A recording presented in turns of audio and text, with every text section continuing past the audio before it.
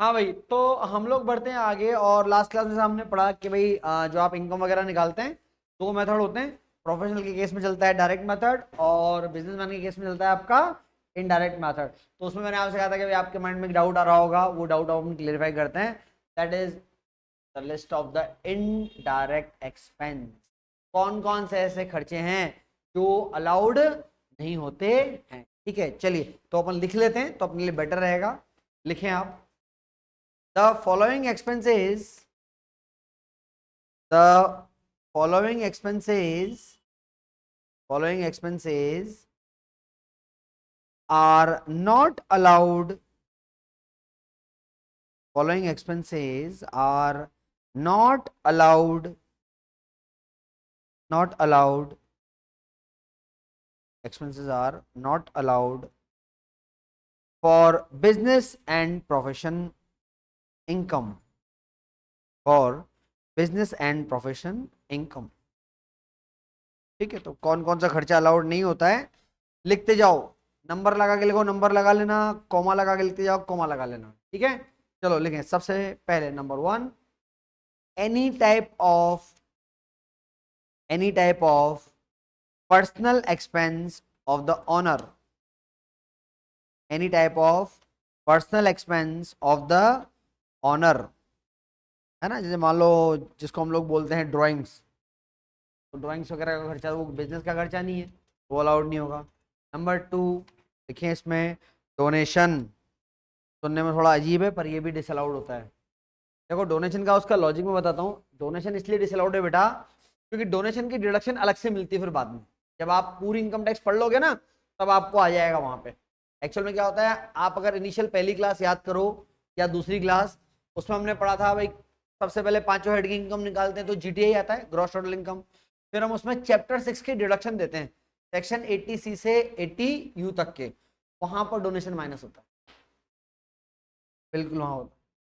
ठीक है, तो वहां पर डिडक्शन मिलते हैं, इसलिए यहाँ पे अलाउड नहीं होता। ठीक है, तो पहला तो आपने लिख लिया any type of personal expense, दूसरा लिखा आपने डोनेशन। ठीक है, तीसरा लिखो income tax. Income tax, income tax. चौथा लिखें interest on capital. Interest on capital. Interest on capital. अगला लिखें any type of penalty. Any type of penalty. Hello,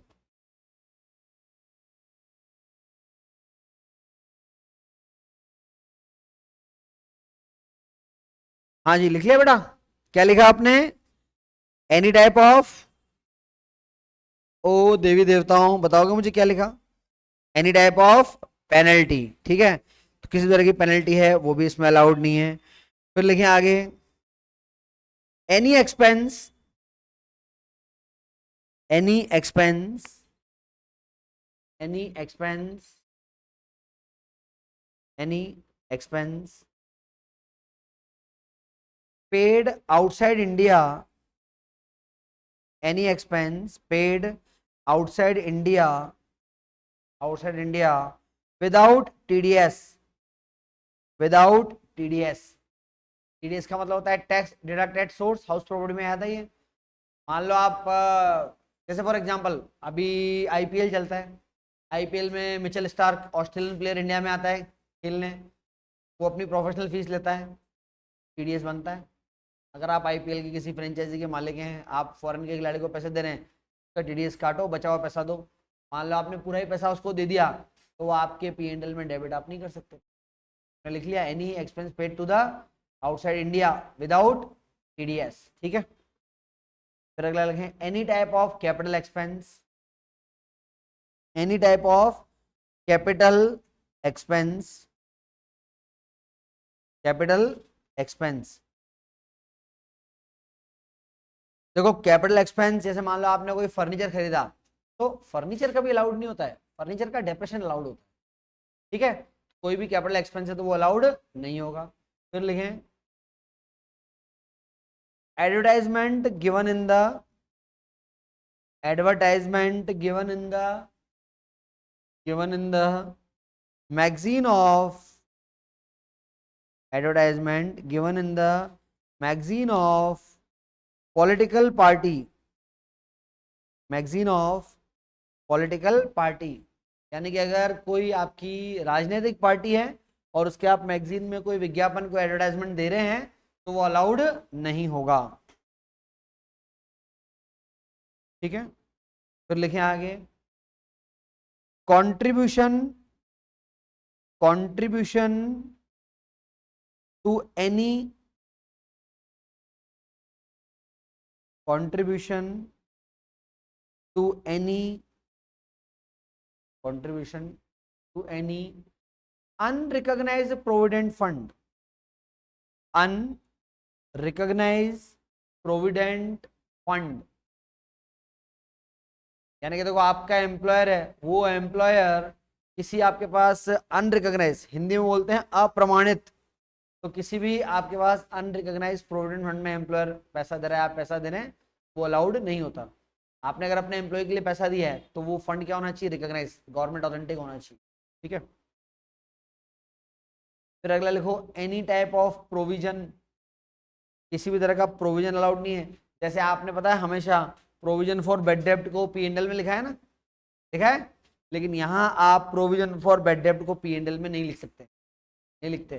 income tax बोलता है एक्चुअल में बेड डेप्ट हो जाए तो लिख लेना, बाकी किसी तरह का प्रोविजन अलाउड नहीं है। ठीक है, अच्छा इनकम टैक्स तो लिखा दिया ना मैंने आपको, चलिए फिर लिखे अगला इसी में एक्सपेंस का हम एग्जांपल लेकर, लिखो अगला, legal expense, legal expense on purchase of, legal expense on purchase of, purchase of, purchase of any asset, purchase of any asset. हाँ हाँ, जैसे मान लो आपने कोई बिल्डिंग खरीदी, बिल्डिंग का रजिस्ट्रेशन वगैरह आपने दिया, तो वो क्या होता है, वो बिल्डिंग की कॉस्ट में जुड़ जाता है, तो आप अलग से उसको पी&एल में डेबिट नहीं करना है अपने। ठीक है, चलो फिर उसके बाद अगला लिखें इसी में आगे एग्जांपल। अच्छा जैसे मैंने भी आपको लिखा है इसमें income tax, income tax allowed नहीं होता है। अब मान लो आप कह रहे हो सर मैंने तो एक लोन लिया है इनकम टैक्स भरने के लिए, तो भाई जब आपका इनकम टैक्स अलाउड नहीं होता है तो फिर उसको भरने के लिए आप कोई लोन ले रहे हो तो उस लोन का इंटरेस्ट भी अलाउड नहीं होगा।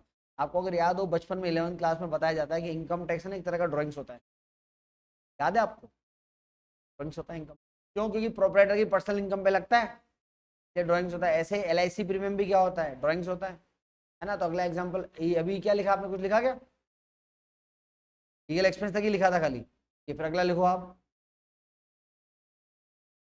Interest on loan, interest on loan, interest on loan taken for, interest on loan taken for, taken for, interest on loan taken for any personal use, interest on loan taken for any personal use, यानी कि आपने personal use के लिए loan लिया है, उस पर आप इंटरेस्ट पे कर रहे हो। मान लो मेरे को घूमने जाना है, कहीं फॉरेन ट्रिप मारनी है, लोन ले लिया, अब लोन का इंटरेस्ट है मैं पी&एल में डेबिट कर रहा हूँ, तो वो अलाउड नहीं, बोले आप गए तो खुद के घूमने के लिए थे, ठीक है, तो वो अलाउड नहीं होता है।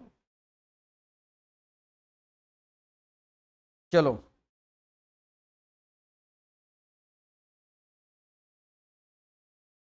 ये हो गया, ये हो गया। अच्छा मैं आपको बता दूं, दोनों तरह की मीडियम की बुक्स में बताता हूँ, जहां पर आप चाहें तो मेरे को इंग्लिश वाली बुक देना।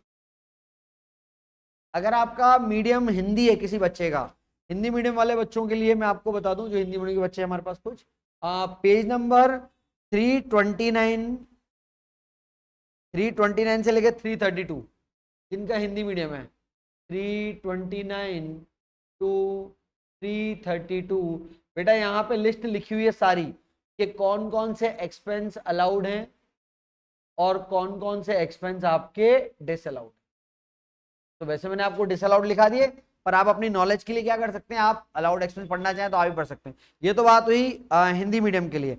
अब अगर आप में से जो बच्चे आप लोग इंग्लिश मीडियम के हैं, तो इंग्लिश मीडियम वाले बच्चों को मैं बताता हूँ कि आपको ये लिस्ट कहाँ पे मिल जाएगी, ताकि भाई अगर आपका पढ़ने का मन हो सर हमें तो अलाउड एक्सपेंस भी पढ़ना है, एक बार बता दो तो पढ़ लो, कोई दिक्कत नहीं है।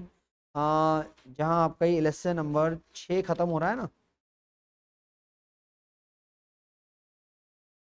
हाँ जी बिल्कुल, जहां आपका लेसन नंबर 6 खत्म हुआ, पेज नंबर 291 से लेके 291 से 295, इंग्लिश मीडियम वाले बच्चों के लिए 291 से 295। ठीक है, मैंने दोनों मीडियम के बच्चों को बता दिया है। जिनका हिंदी मीडियम है वो ये पेज देखें, जिनका इंग्लिश मीडियम है वो ये वाले पेज नंबर्स पढ़ सकते हैं। ठीक है, वहां पर लिखे हुए हैं कौन कौन से एक्सपेंस अलाउड है, कौन कौन से एक्सपेंस डिसअलाउड है। ठीक है, तो वैसे तो क्या है, मेन मेन तो मैंने आपको लिखा दिए हैं। कुछ एक मैं देख लेता हूँ और भी हो तो, कुछ एक और भी है वो भी मैं लिखाता हूँ, लिखो। अच्छा वैसे मैंने आपको लिखा दिया किसी भी तरह की पेनल्टी अलाउड नहीं होती है। मान लो आप गाड़ी गलत चला रहे थे, हेलमेट नहीं था, चालान बन गया, आपने कहा सर मैं तो दुकान के काम से जा रहा था, तेरा चालान इसलिए बना। भाई दुकान के काम से जाने का चालान नहीं बना, तेरा चालान इसलिए बना तेने हेलमेट नहीं बना था इसलिए बना चालान। तो आप मान लो आपको कोई चालान बन गया है ना, या आपने गाड़ी पे 3 लोग बिठा रखे हैं, तो फिर आपका इस तरह का कोई भी एक्सपेंस अलाउड नहीं होगा। एक्सपेंस तब अलाउड होता है जब एक्सपेंस बिजनेस का हो। चलिए इसी लिस्ट को आप कंटिन्यू करें, आगे इसमें लिखें वेल्थ टैक्स। इनकम टैक्स तो अलाउड है ही नहीं, वेल्थ टैक्स भी नहीं है, वेल्थ टैक्स।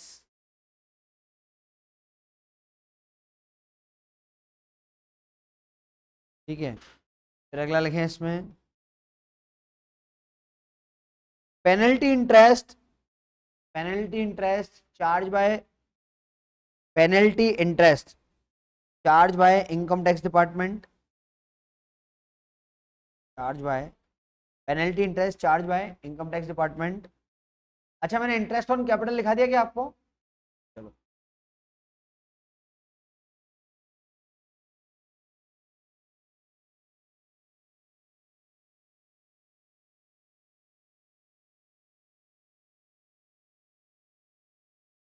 और मैं, मेरे को आप बस 1-2 मिनट दो, मैं सोच रहा हूँ आपको लिस्ट जितनी मैक्सिमम पॉसिबल हो वो लिखा दूँ। अच्छा नॉर्मली किसी भी तरह का गिफ्ट और प्रेजेंट आपको मिला तो वो आपके लिए अलाउड नहीं होता है एज ए एक्सपेंस।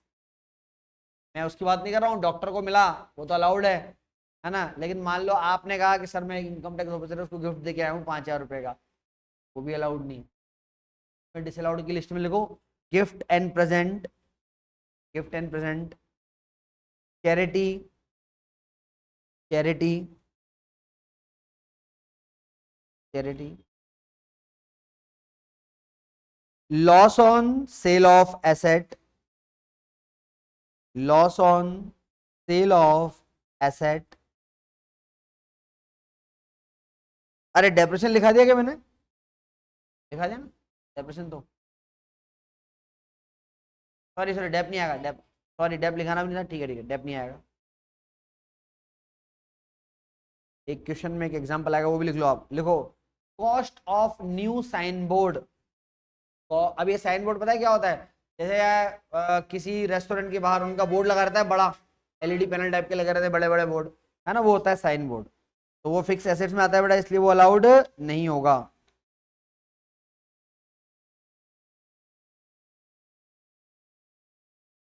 आज तो मैं भूल गया, मेरे को कल ध्यान दिलाना ना, मैं साथ के साथ है ना कैपिटल गेन के इंपॉर्टेंट क्वेश्चन मार्क करा दूंगा आपको सीधा हाथों हाथ, ताकि आप एग्जाम के हिसाब से पढ़ते जाओ। ठीक है, हाँ बेटा हाउस प्रॉपर्टी की भी लगवा देंगे, बिल्कुल सही बोल रहे हैं आप।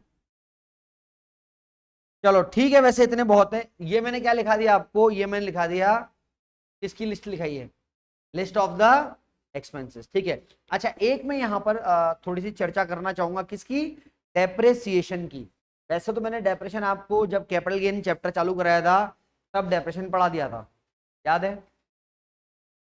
हाँ, इस मैंने नहीं लिखना, लिस्ट लिस्ट में नहीं, इस लिस्ट में डेप्रेशन नहीं लिखना है। डेप्रेशन एक अलाउड एक्सपेंस है बेटा, है ना, डिसअलाउड नहीं है। मैं चर्चा डेप की इसलिए कर रहा हूँ क्योंकि अगर आप इंडेक्स खोल के देखेंगे, पीजीबीपी के जस्ट ऊपर एक चैप्टर है, उसका नाम ही, चैप्टर का नाम ही डेप्रेशिएशन है। ठीक है, तो हम जब ये पीजीबी के क्वेश्चन करेंगे ना, तो मैं बीच में एक आध क्वेश्चन उसका भी आपको करवा दूंगा, पर मैं थोड़ा सा आपको पहले बेसिक बता दूं जो मैं ऑलरेडी आपको बता चुका हूँ, इसलिए आपको इसमें दिमाग पे ज़्यादा लोड लेने की जरूरत नहीं है, न पड़ेगी। हमने बात करी थी कि भाई जो एसेट्स होती हैं, इनकम टैक्स बोलता है कि जब एसेट्स पर डैप लगाया जाता है तो एसेट्स का ब्लॉक बना के एसेट्स पर डैप लगाया जाना चाहिए। इंडिविजुअल एसेट्स पर डैप नहीं लगता है, ब्लॉक बनाते हैं। फिर बात आती है, बोला सर ब्लॉक कैसे बनाते हैं, तो हमने कहा था ब्लॉक बनाने के लिए एक तो एसेट्स का जो नेचर है वो नेचर क्या होना चाहिए, सेम होना चाहिए, और उन पे जो डेप्रेशन की रेट है वो रेट भी क्या होनी चाहिए, सेम होनी चाहिए। तो अगर नेचर सेम है और रेट सेम है तो आप उनका ब्लॉक बना सकते हैं। डेप्रेशन लगाने के लिए दो बेसिक कंडीशन मैंने आपको बताई थी, क्या क्या। नंबर 1, एक तो ब्लॉक की क्या बचनी चाहिए, वैल्यू। नंबर 2, ब्लॉक में कम से कम एटलीस्ट क्या होना चाहिए, एटलीस्ट एक एसेट्स ब्लॉक में होना चाहिए। अगर ये दोनों कंडीशन पूरी होगी तो आपको डेप्रेशन अलाउड हो जाएगा। ठीक है, फिर इसमें मैंने आपको कुछ बेसिक चीजें बताई थी। मैंने आपसे कहा था अगर आपने किसी एसेट्स को 180 दिन से ज्यादा यूज कर लिया है तो 1 साल का डेप मिलता है। लेकिन अगर आपने एसेट्स को जो यूज करा है वो 180 दिन से कम यूज करा है तो फिर हमने बोला प्रैक्टिकल तो से 6 महीने का डेप लगता है। और हमने वहां बोला था मैंने आपको क्या, क्योंकि इनकम टैक्स में से लिखा हुआ है कि अगर 180 दिन से कम है तो आप डेप्रेशन की रेट को आधा कर लो। वो बात तो घूम फिर के वही है। कुल मिला के आपको याद रखना है भाई कि अगर आपने एक एसेट्स 180 दिन से कम यूज करी है तो 6 महीने का डेप लगेगा, 180 दिन से ज्यादा यूज कर ली तो पूरे साल का डेप लग जाएगा। याद आ रहा है आपको, ये बेसिक बेसिक चीजें जो हैं ये मैंने आपको बता रखी हैं। ठीक है, चलिए अब आज मैं आपको क्या बताने वाला हूं, आज मैं आपको बताने वाला हूं कि डेप्रेशन के रेट क्या क्या हैं।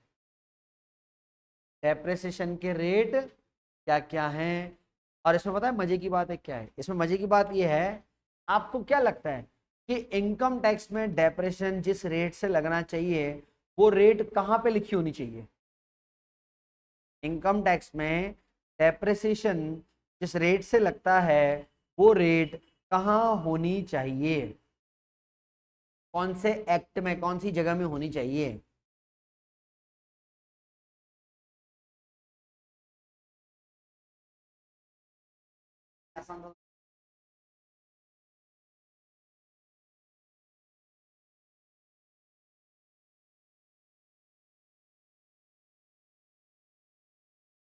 तो रेट जो दी हुई है वो कंपनी एक्ट में दी हुई है इसकी। ठीक है, कि कौन कौन सी रेट से आपका डेप, वैसे आपसे पूछेगा नहीं कभी।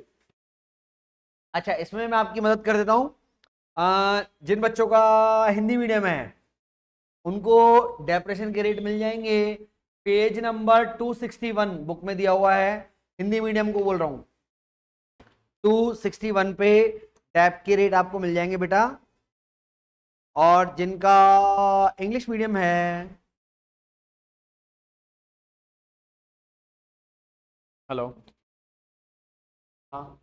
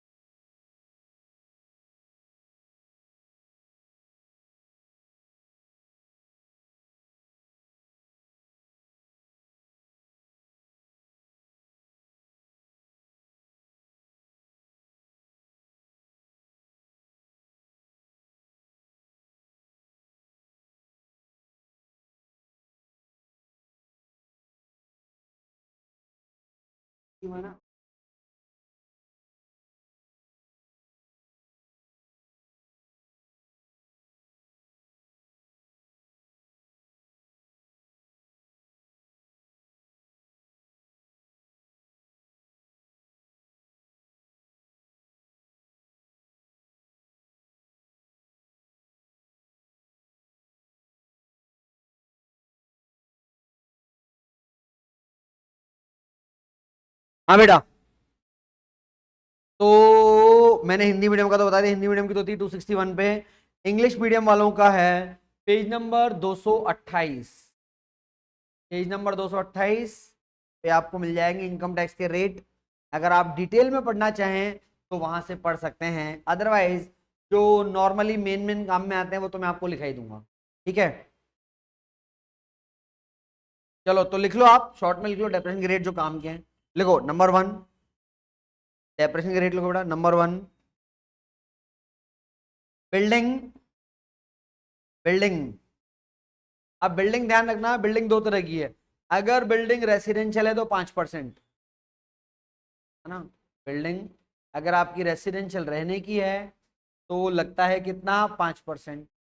अगर बिल्डिंग है कॉमर्शियल यानी कि व्यवसायिक उपयोग की है बिल्डिंग, तो डेप कितना लगेगा, डेप लगेगा आपका 10%। ठीक है, बिल्डिंग पे दो तरह का है, 5% और 10%। फाइन।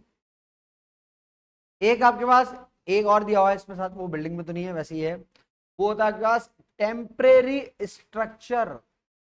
देखो टेम्परेरी स्ट्रक्चर क्या होता है, इसको बोलते हैं अस्थायी ढांचा। आपने कभी देखा होगा जैसे बड़ी बड़ी मल्टी बनती है ना, बिल्डिंग्स बनती है, तो वहां नीचे उनका ऑफिस बनता है, बढ़िया शानदार एसी, और सिर्फ वो ऑफिस ही होता है, और कुछ भी नहीं होता, एसी लगा होता है उस ऑफिस के अंदर। क्या मजदूरों के रहने के लिए छोटे छोटे मकान बन जाते हैं वहां पे, कच्चे मकान।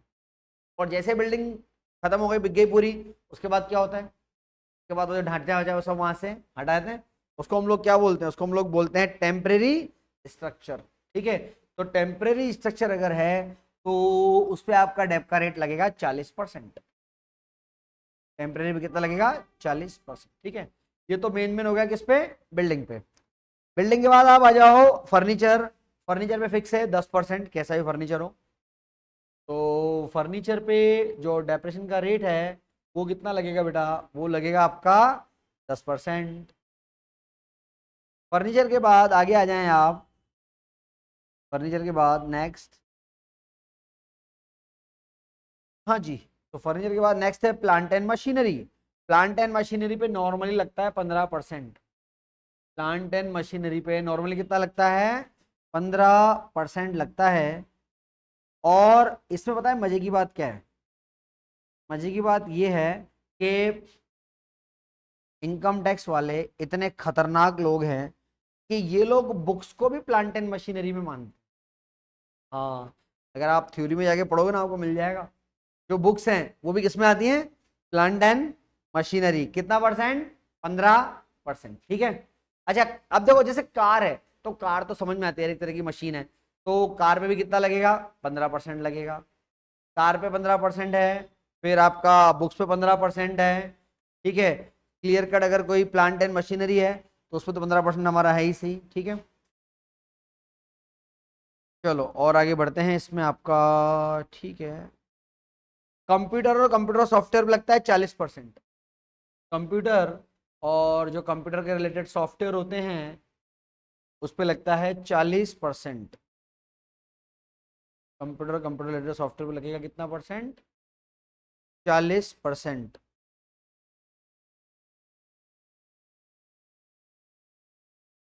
40%। ठीक है,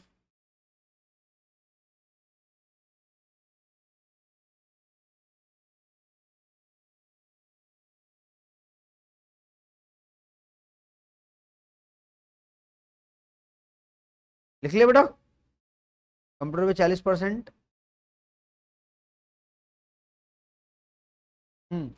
तो कंप्यूटर पे आ जाएगा आपके पास 40% आ जाएगा।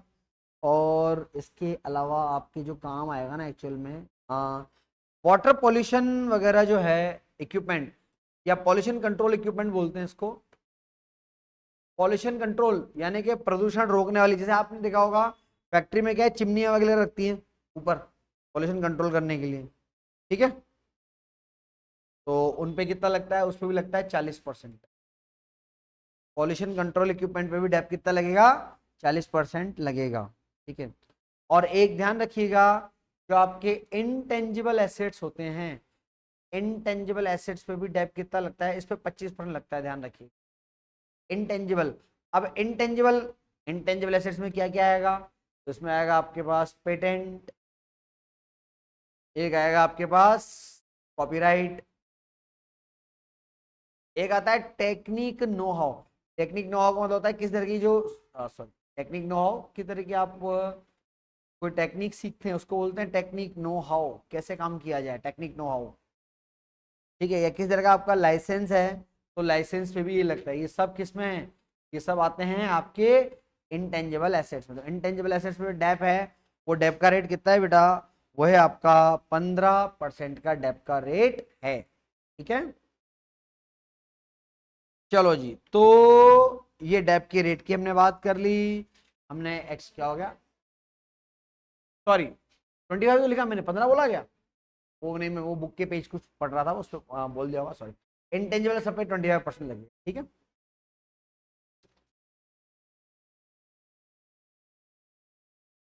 हाँ जी, तो मेन मेन जो थ्योरेटिकल एस्पेक्ट है वो हमने थोड़ा बहुत पढ़ लिया है, आज कंप्लीट कर लिया है। अब हम आ जाते हैं क्वेश्चंस पे, ठीक है। चलो जी क्वेश्चन करना चालू करें। तो ये पहला ही क्वेश्चन जो ये एग्जाम में आया हुआ है, मैं आपको बता दूं, है ना, और आपके लिए इंपॉर्टेंट है। क्वेश्चन नंबर 4 में है, मिस्टर रतन, कौन है Ratan? He is a register medical practitioner, he has prepared the following income and expenditure account. अभी कॉपी नहीं करना है, आप समझ लो। एक्सपेंस साइड और इनकम साइड दी हुई है, बहुत बढ़िया बात है।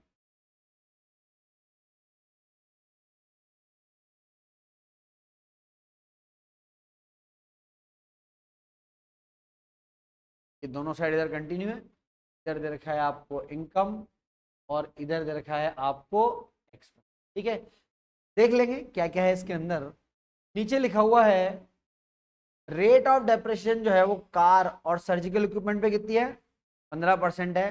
Computer income from profession for the assessment year 25-26। लिखने में ये एक बार लिखा हुआ है, पर इसका मतलब ये नहीं है एक ही बार आया है। ये क्वेश्चन आया 10 बार है, पर अगर 10 बार वो बुक लिखने वाला लिखेगा ना तो जगह कम पड़ जाएगी उसके लिए। इसलिए वो सिर्फ किसी भी एक एग्जाम्पल को रेंडमली यहाँ लिख देते हैं कि ये इस एग्जाम में आया था। मतलब ये नहीं कि इसके बाद ही कभी आया ही नहीं है, इसके बाद भी 4-5 बार आ चुका है। और ये रिसेंट 2024 एनुअल स्कीम का क्वेश्चन आया हुआ है, अभी रिसेंटली जो एग्जाम हुआ है में आया हुआ है, आपके लिए भी इंपॉर्टेंट क्वेश्चन। चलिए अब हम बात करते हैं एक एक करके, पहले बात करते हैं को डिस्कशन करते हैं। पहले एक्सपेंस की बात करते हैं और देखते हैं। देखो कौन से महाराज के लिए आप क्वेश्चन कर रहे हो? मैं पहले एक जनरल डिस्कशन कर रहा हूँ इस क्वेश्चन पे, और मैं देखता हूँ कि आप भी कितना समझते हैं कि भाई कौन कौन सा एक्सपेंस एक डॉक्टर के लिए अलाउड होना चाहिए। एक एक करके बात करते हैं। अच्छा डॉक्टर का केस है, मेथड कौन सा लगाओगे, डायरेक्ट या इनडायरेक्ट? डायरेक्ट लगाओगे, डायरेक्ट इनकम माइनस एक्सपेंस। तो इनकम माइनस एक्सपेंस यानी कि अपने को अलाउड एक्सपेंस चाहिए, दिस अलाउड नहीं चाहिए, कौन चाहिए? अलाउड। तो मैं एक्सपेंस साइड में पहले ढूंढता हूँ कि यार अलाउड एक्सपेंस कौन कौन से, ठीक है। हाउस होल्ड एक्सपेंस यानी कि ड्राइंग्स, क्या ड्राइंग्स एक अलाउड एक्सपेंस है? नो। कार परचेस करी आपने जुलाई में, देखो किसी भी तरह का कैपिटल एसेट्स कभी अलाउड नहीं होता। इस पे अगर डेप बनता है तो डेप आप अलाउड कर सकते हो अगर कार बिजनेस के काम में आ रही है तो। लेकिन आपने कार खरीदी है तो कार कभी भी अलाउड नहीं होती, इसका डेप होगा तो होगा वरना वो भी नहीं होगा, देखना पड़ेगा, ठीक है। कि कार किस काम में आ रही है। चलिए आगे, ट्रेवलिंग एक्सपेंस क्या क्या लिखा हुआ है? पर्सनल यानी खुद घूमने फिरने गया था, क्या अलाउड है क्या? काटो। डोनेशन, डोनेशन भी क्या होता है? डिसअलाउड। इनकम टैक्स पेनल्टी, किसी भी तरह की पेनल्टी होती है, डिसअलाउड। सैलरी अलाउड है, नॉर्मल खर्चा है। Gift to daughter, disallowed. Establishment खर्चा बिजनेस को चालू करने का होता है, ये अलाउड होता है। सर्जिकल इक्विपमेंट खरीदे आपने, बेटा इक्विपमेंट खरीदे वो अलाउड नहीं होगा, इस पे डेप्रेशन अलाउड होगा। इक्विपमेंट खरीदे बढ़िया बात है, आपने अपने क्लिनिक के लिए खरीदे बिल्कुल आप खरीद सकते हो, लेकिन उसमें क्या होगा?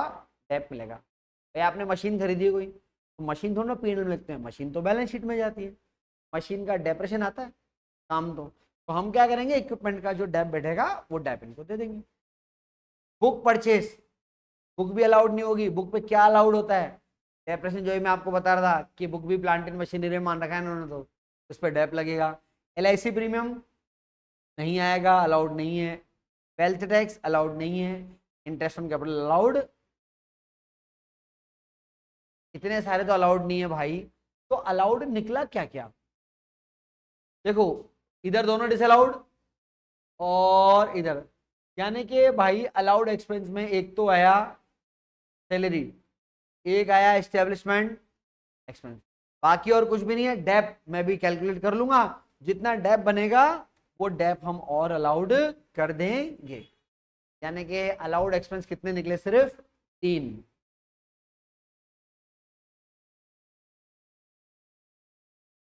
ये बैलेंस शीट में जाएंगे ना बेटा। आप तो मारो गोली कि आप इनकम टैक्स पढ़ रहे हो, आप तो अकाउंट्स पढ़ रहे हो मुझसे।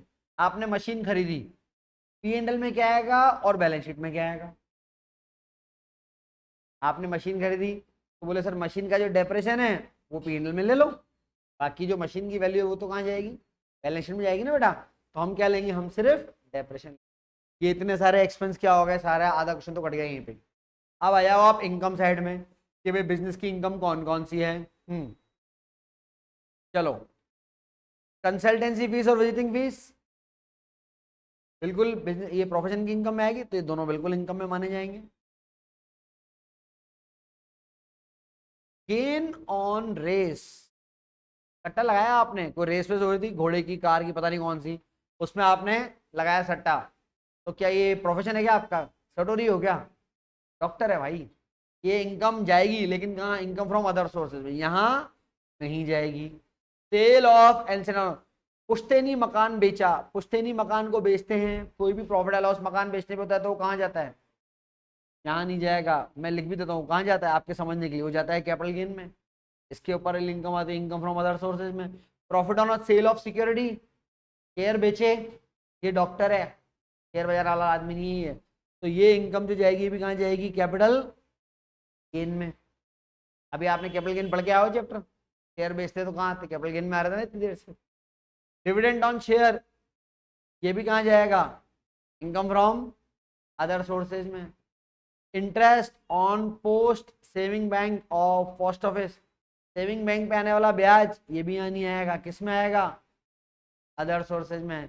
Gift from father in law, ओ भाई साहब बहुत बढ़िया, ऐसा ससुर तो हर किसी को मिलना चाहिए। गिफ्ट, भाई गिफ्ट दे रहा ना, बढ़िया है ना। तो 2000, ये इनकम भी यहाँ नहीं आएगी, कहाँ जाएगा, इनकम फ्रॉम, अब आते हैं तो दो इनकम आई, इसके अलावा एक भी ना रही।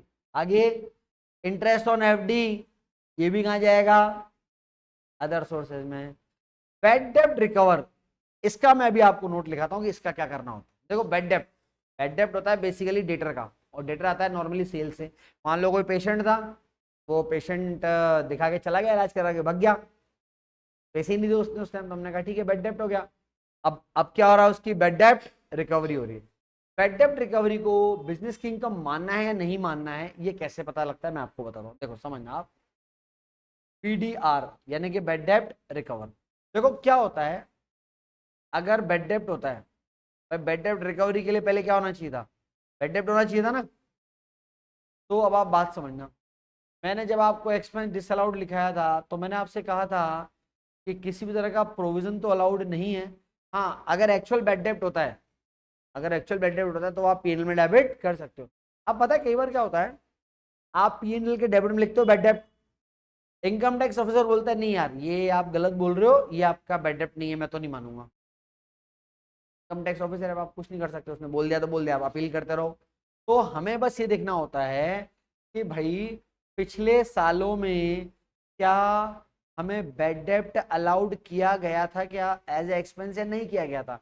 अगर हमने जब P&L में बैड डेप्ट लिखा और हमें अलाउड कर दिया, ITO ने बोला कि हाँ सर ठीक है आपने बैड डेप्ट लिखा कोई प्रॉब्लम नहीं है, तो तब आपने अलाउड करा लिया। अगर पहले कभी बैड डेप्ट की डिडक्शन आपको मिली, आपको खर्चा लिखने का मौका दिया गया, तो अब अगर आपको किसी भी तरह का बैड डेप्ट रिकवरी आ रहा है, तो अगर कोई बैड डेप्ट रिकवरी है तो बिल्कुल इनकम माना जाएगा। और कहाँ की इनकम माना जाएगा बेटा, वो PGBP की, सिंपल एंड लॉजिकल। आपने बैड डेप्ट लिखा, ITO ने कहा ठीक है मान लेते हैं आपने लिखा है, तो अब अगर रिकवरी होगी तो ITO क्या बोलेगा कि यार तेने पहले बैड डेप्ट लिखा था, है ना, लेकिन अभी क्या हो रही है, रिकवरी हो रही है, तो अब इसको इनकम मान लें, यानी कि दोनों ईमानदार तो ठीक रहेगा। लेकिन मान लो आपने जब पहले बैड डेप्ट लिखा था, जब ये बैड डेप्ट हुआ और इनकम टैक्स ऑफिसर ने कहा नहीं तुम गलत बोल रहे हो, मैं तो नहीं मानूंगा तुम्हारा बैड डेप्ट, तब उसने बैड डेप्ट क्या कर दिया था आपका, डिसअलाउड कर दिया। तो एक बात बताओ, अगर उसने तब बैड डेप्ट डिसअलाउड कर दिया था, तो क्या उसको आज आपसे बैड डेप्ट रिकवरी पर इनकम टैक्स मांगने का राइट है क्या, नहीं है। आप क्या बोलोगे, भाई तेने बैड डेप्ट माना क्या उस टाइम, नहीं माना ना, तो ऐसे केस में बैड डेप्ट रिकवरी जो होता है उसको इनकम नहीं माना जाएगा। Simple and logical concept. क्या पढ़ा, बैड डेप्ट रिकवरी कैसे पढ़ा, सिंपल। अगर पहले हमने बैड डेप्ट किया था और वो बैड डेप्ट इनकम टैक्स वाले ने हमको अलाउड कर दिया था, तो आज की तारीख में अगर कोई बैड डेप्ट रिकवरी की इनकम हो रही है तो उसको बिल्कुल आप बिजनेस की इनकम मान लो। लेकिन हमने पहले जब बैड डेप्ट लिखा और ये बैड डेप्ट अलाउड नहीं किया गया था तब, तो आज की तारीख में बैड डेप्ट रिकवरी भी इनकम ही मानी जाएगी। सिंपल सी बात है, ठीक है। अब अपन देख लेते हैं। अब एक डाउट, बोले सर हमें कैसे एग्जाम में पता पड़ेगा, ये कॉमन सा डाउट होता है बच्चों का, सर हमें कैसे पता पड़ेगा।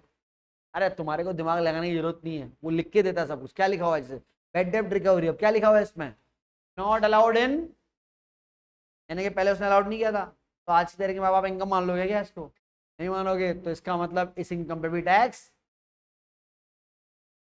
ठीक है। वो बैड डेप्ट रिकवरी का रूल लिखा गया आपने। अब आप मजे की बात समझो कि इनकम तो कितनी, दो, और खर्चे कितने, दो, तो ये बस एक डेप्ट निकालना है जिसमें काम खत्म हो जाएगा। तो इनकम और एक्सपेंस, अगले 5 मिनट में क्वेश्चन खत्म हो जाएगा। बस हम पहले वो डेप्ट निकाल लें। नीचे लिखा हुआ है कि कार पे कितना डेप्ट लगाना है, कार और सर्जिकल इक्विपमेंट में कितना डेप्ट लगाना है, 15%, ठीक है। अच्छा, कार के बारे में इसने कुछ मेरे को लिख के नहीं दिया कि भाई कार पर्सनल यूज की है या प्राइवेट यूज की है, कैसे है, पर कार का डेप्रेशन रेट दे रहा है, तो आप लिख लो यहाँ पे नोट, हम मान लेते हैं कि कार बिजनेस यूज की है, ठीक है। इसमें आप लिखो in the absence of information, in the absence of information, we assume,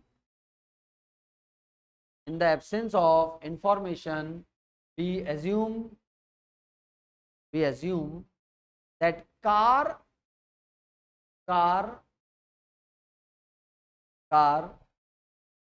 has been used for business purpose, car has been used for business purpose, business. चलो ऊपर हेडिंग क्या डालोगे आप, इनकम निकाल रहे हैं अपन, हेडिंग क्या डालते हैं, याद है आपको, हेडिंग वही है घिसे पिटे अभी तक आप डाल रहे हो, computation of taxable income from PGBP for mister Ratan for assessment year 25-26। इधर देख लो, बाद में कॉपी करना बेटा।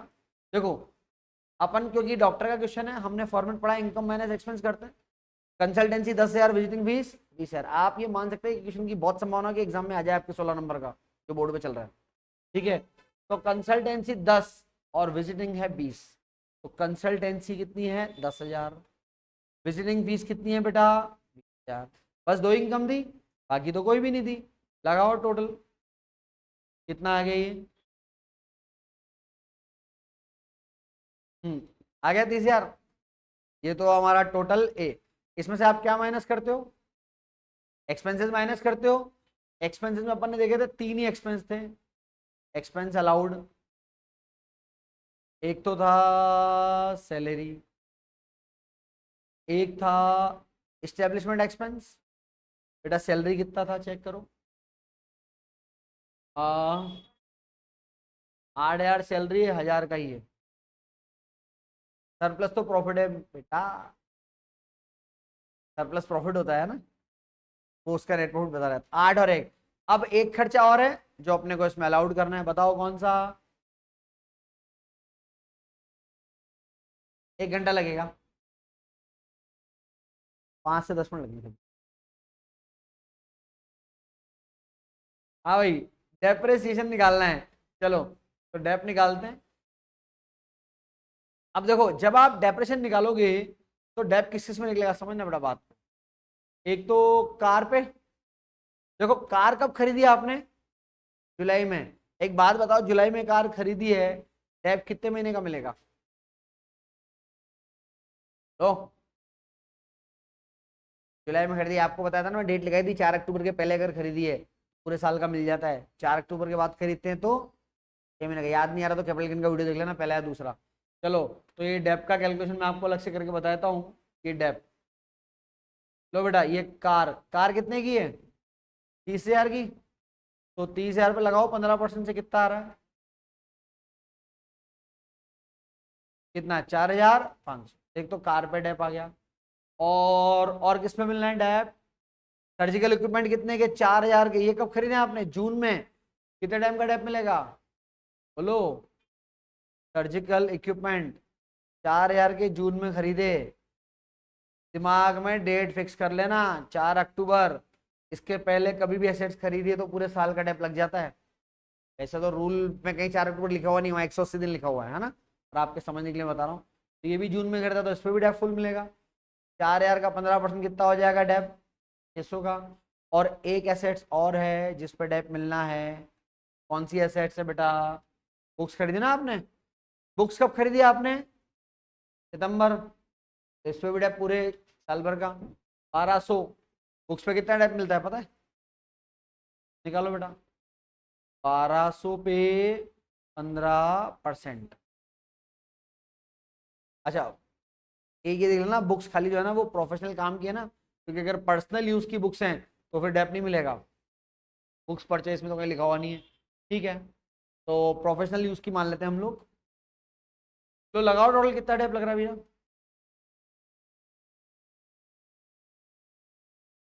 5280। ठीक है, चलो तो 5280 का डेप। तो 5280 का डेप है तो टोटल बताओ बेटा कितना आ रहा है एक्सपेंसेस का?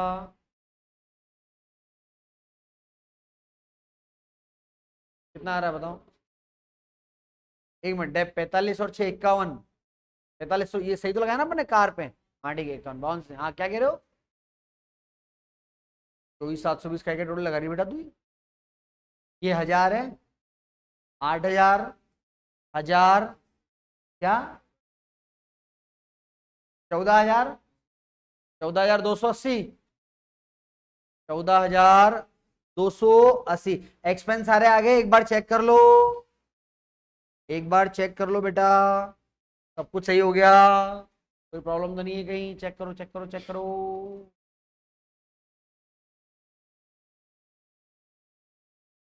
बुक्स परचेज इन सितंबर, ये भी ठीक है। 15% है। इसने बुक्स पे क्यों नहीं दी डेप की रेट? नहीं दे रखी ना? दे रखी है, दे रखी है डेप की रेट। क्या हो गया? क्या कह रहे हैं?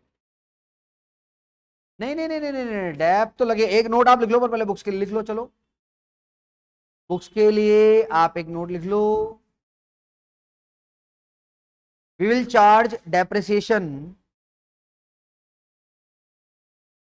We will charge depreciation on books. हाँ ठीक है, हो गया। We will charge depreciation on books.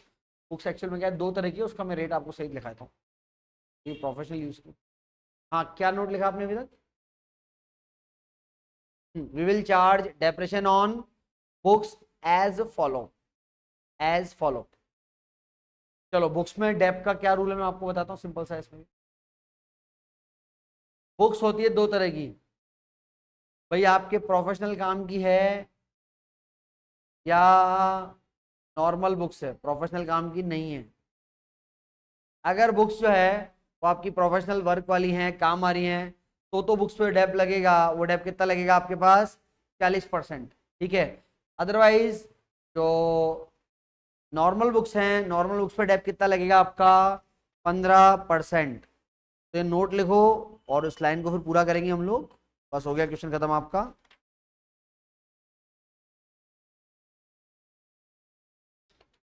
लिखाऊं? एक लाइन आप लिख लो। We assume, we assume that books are, we assume that books are used for professional purpose, used for professional purpose। ये मैं सिर्फ आपके समझने के लिए लिखा रहा हूं, ध्यान रखना, फॉर प्रोफेशनल पर्पस। तो 1200 पे डेप लगेगा, 40% से कितना हो गया? 480 का डेप आएगा यहाँ पे। लगाओ टोटल कितना आ रहा है, टोटल लगाओ बेटा कितना आ रहा है? 5,500। तो डेप आएगा आपका 5,580। ये 5,580 टोटल बताओ बेटा कितना है? 14,580। Calculation number B. लो जी ए माइनस बी करो। 15,420। ये आ गया आपके पास बिजनेस। क्या भाई? 480, 420, 420, हाँ 15,420 है, 15,000 हमारा भी आ रहा है, 15,420। तो ये आपका क्वेश्चन हो गया खत्म। 16 नंबर के लिए बहुत अच्छा क्वेश्चन है। 16 आइटम में नहीं लिखे आपने इसमें। इसमें समझने लायक चीज मेरे हिसाब से वो सिर्फ एक कैलकुलेशन ऑफ डेप्रेशन, इसके अलावा कुछ भी समझना है प्लीज। बेड डेट वाला नोट लिखना, इसका फोटो खींचना है क्या, एक मिनट इसका तो खींचो, ठीक है। अब ये वाला वर्किंग नोट का फोटो खींचना है, हो गया। बेड डेट का खींचना है, खींचो।